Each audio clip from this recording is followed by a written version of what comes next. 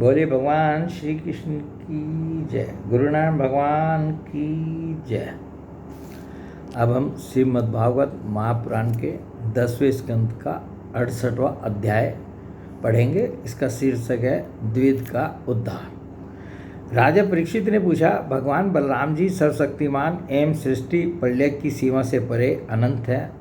उनका स्वरूप, गुण, लीला आदि मन, बुद्धि और वाणी के विषय नहीं है। उनकी एक एक लीला लोक मर्यादा से विलक्षण है, अलौकिक है। उन्होंने और जो कुछ अद्भुत कर्म किए हों उन्हें मैं फिर सुनना चाहता हूँ। परीक्षित जी ने जो है अपनी जिज्ञासा जो है सुखदेव मुनि जी के सामने कहा कि मैं बलराम जी के और चरित्र जो हैं, क्योंकि ये जो है सर्वशक्तिमान है, सृष्टि प्रलय की सीमा से परे हैं, अनंत है, मैं इनकी और लीलाएं जो है सुनने में का इच्छुक हूँ।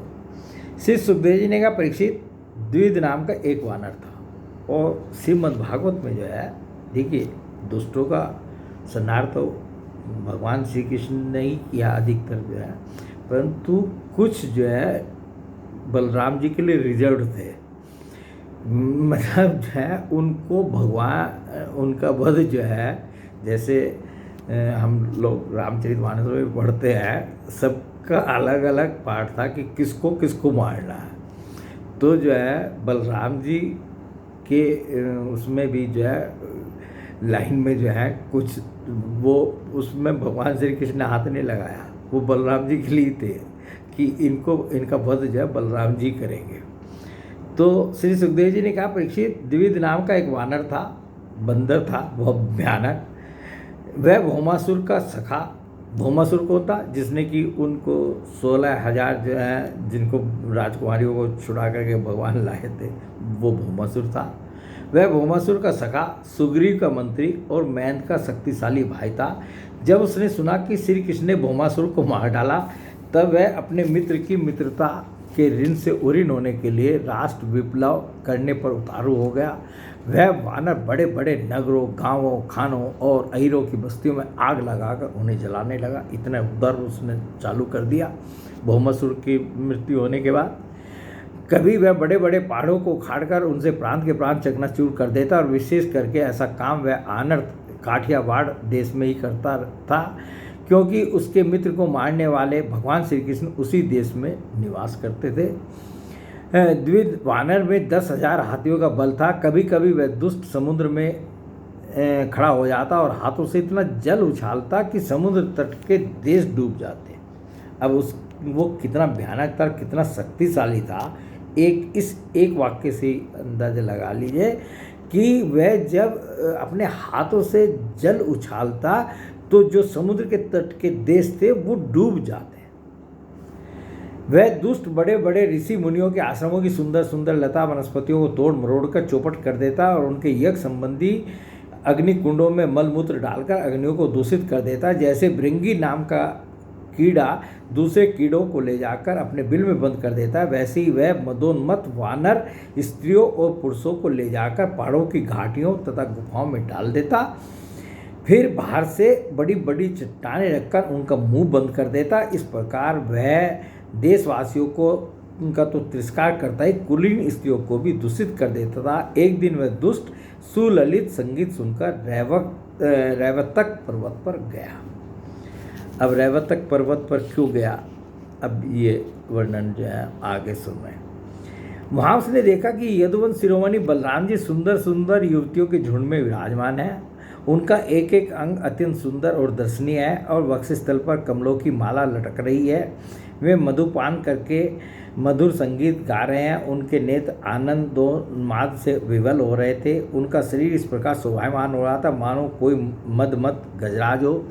वह दुष्ट वानर वृक्षों की शाखाओं पर चढ़ जाता और उन्हें झकझोर देता। कभी स्त्रियों के सामने आकर किलकारी भी मारने लगता। उससे जो है भगवान जी का जो ये बलराम जी जो है वहाँ थे और वो मतलब विहार कर रहे थे, तो उन युवतियों के साथ, गोपियों के साथ, तो जो है इससे वो देखा नहीं गया। और आकर के जो है इसने जो है जो भी ये अपनी दुष्टता दिखला सकता था, दुष्टता दिखानी शुरू कर दी। तो कभी स्त्रियों के सामने आकर किलकारी भी मारने लगता। युवती स्त्रियां स्वभाव से चंचल और हास प्रयास में रुचि रखने वाली होती हैं। बलराम जी की स्त्रियां उस वानर की ढिठाई देखकर हंसने लगी। अब वह वानर भगवान बलराम जी के सामने ही उन स्त्रियों की अवहेलना करने लगा। वह उन्हें कभी अपनी गोदा दिखाता तो कभी भौहें मटकाता, फिर कभी कभी गरज तरज कर मुँह बनाता, घुड़कता।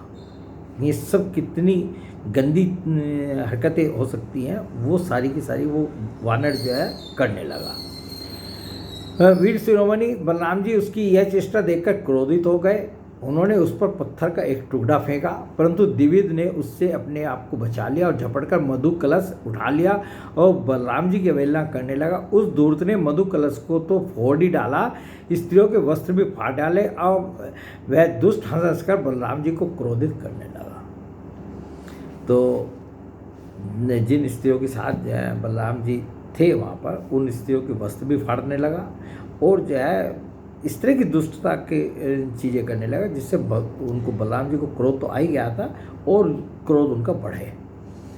परीक्षित जब इस प्रकार बलवान और मदोन्मत्त द्विविद बलराम जी को नीचा दिखाने तथा उनका घोर तिरस्कार करने लगा, तब उन्होंने उसकी ढिठाई देखकर और उसके द्वारा सताए हुए देशों की दुर्दशा पर विचार करके उस शत्रु को मार डालने की इच्छा से क्रोधपूर्वक अपना हल मूसल उठाया। अब इसका कल्याण करना है, तो बलराम जी ने जो है अपना हल मूसल जो है संभाला। द्विविद भी बड़ा बलवान था। उसने अपने एक ही हाथ से साल का पेड़ उखाड़ लिया और बड़े वेग से दौड़कर बलराम जी के सिर पर उसे दे मारा। भगवान बलराम पर्वत की तरह अविचल खड़े रहे। उन्होंने अपने हाथ से उस वृक्ष को सिर पर गिरते गिरते पकड़ लिया और अपने सुनंद नामक मूसल से उस पर प्रहार किया। बलराम जी के हल का जो है यहाँ के मूसल का क्या नाम बताया, सुनंद नामक मूसल से उस पर प्रहार किया। मूसल लगने से द्विविद का मस्तक फट गया। एक ही बार प्रहार किया और उसका सिर फट गया और उससे खून की धारा बहने लगी। उस समय उसकी ऐसी शोभा हुई मानो किसी पर्वत से गेरू का सोता बह रहा हो। वो इतना भयानक था कि ऐसा लग रहा था उसके सिर फटने से जैसे कि जो है किसी पर्वत से गेरू का सोता बह रहा हो। परंतु द्विविद ने अपने सिर फटने की कोई परवाह नहीं की, मरा नहीं हो। उसने कुपित होकर एक दूसरा वृक्ष उखाड़ा, उसे झाड़ झूड़ कर बिना पत्ते का कर दिया, फिर उससे बलराम जी पर बड़े जोर का प्रहार किया। बलराम जी ने उस वृक्ष के सैकड़ों टुकड़े कर दिए। इसके बाद द्विविद ने बड़े क्रोध से दूसरा वृक्ष चलाया, परंतु भगवान बलराम जी ने उसे भी शतधा छिन्न भिन्न कर डाला। इस प्रकार वह उनसे युद्ध करता रहा। एक वृक्ष के टूट जाने पर दूसरा वृक्ष उखाड़ता और उससे प्रहार करने की चेष्टा करता। इस तरह सब ओर से वृक्ष उखाड़ उखाड़ कर लड़ते लड़ते उसने सारे वन को ही वृक्षहीन कर दिया।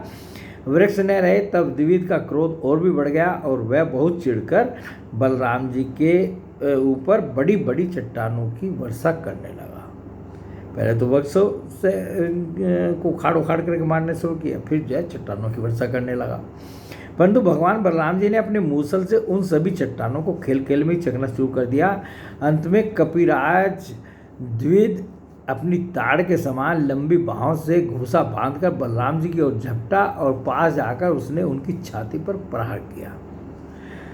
घूसा मार दिया बलराम जी की छाती पर, जाकर उनकी छाती पर प्रहार किया। अब यदुवंश शिरोमणि बलराम जी ने हल और मूसल अलग रख दिए और क्रुद्ध होकर दोनों हाथों से उसके जथुर स्थान यानी हसली पर जो है प्रहार किया। इससे वह वानर खून उगलता हुआ धरती पर गिर पड़ा।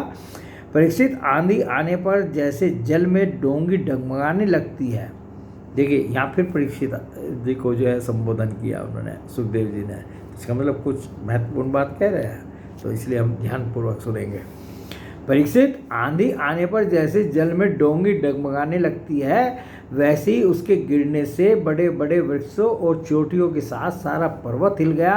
आकाश में देवता लोग जय जय, सिद्ध लोग नमो नमः और बड़े बड़े ऋषि मुनि साधु साधु के नारे लगाने और बलराम जी पर फूलों की वर्षा करने लगे। तो जब बलराम जी ने जो है उसका जो एक वानर था द्विविद जो है, जब इसका वध कर दिया, तो जो है ये देवता लोग जो है बलराम जी के ऊपर जो है फूलों की वर्षा करने लगे। परीक्षित, द्विविद ने जगत में बड़ा उधर मचा रखा था। अतः भगवान बलराम जी ने उसे इस प्रकार मार डाला और फिर में द्वारकापुरी में लौटाए। उस समय सभी पुरजन परिजन भगवान बलराम जी की प्रशंसा कर रहे थे और अपना काम करके बलराम जी जो है द्वारकापुरी लौट आए। ये अध्याय यहीं पर समाप्त हो जाता है। बोले भगवान श्री कृष्ण की जय, गुरु नारायण भगवान की जय।